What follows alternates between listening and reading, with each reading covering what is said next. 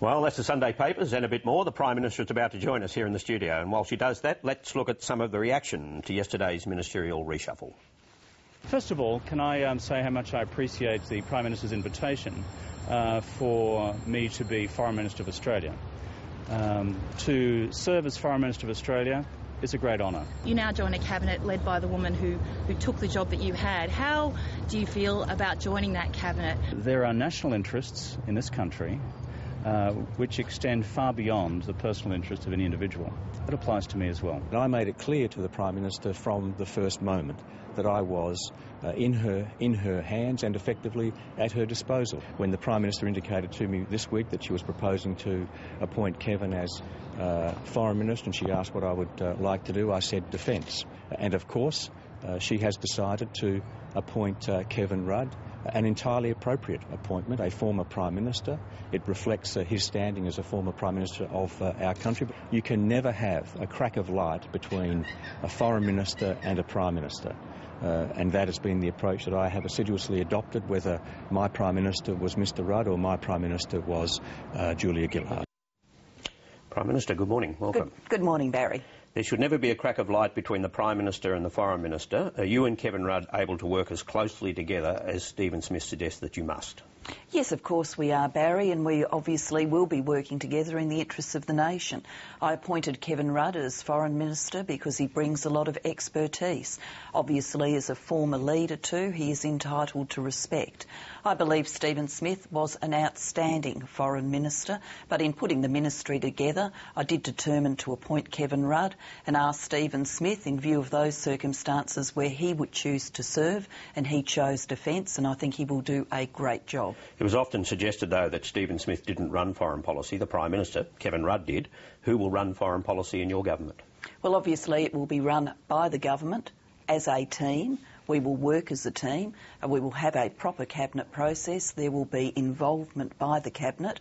Ultimately, of course, I'm the leader, Barry. Yes, because we've seen this kind of probably through the Howard years particularly, but through the Rudd years as well, that increasingly leaders do manage international diplomacy.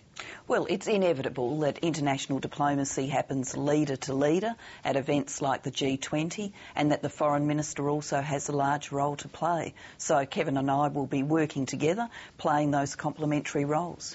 And when you look at Stephen Smith's record, and he's certainly somebody who's diligent and loyal, do you see it in the way that Anthony Albanese, I think, he certainly agreed with the proposition this morning that he took one for the team?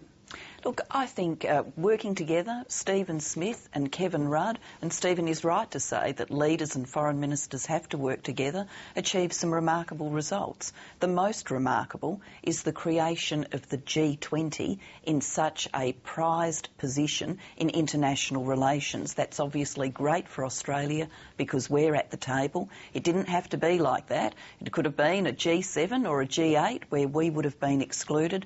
They worked hard to make sure the crisis response to the global financial circumstances was done by the G20, and we were there.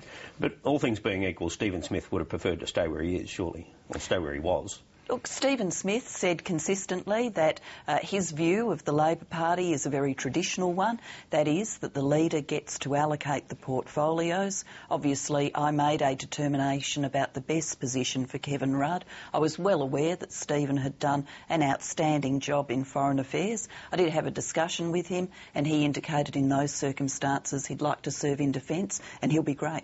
Well, you talked about the G20, but what other foreign policy achievements were there? Because Kevin Rudd tried to create an Asia-Pacific community. That didn't happen.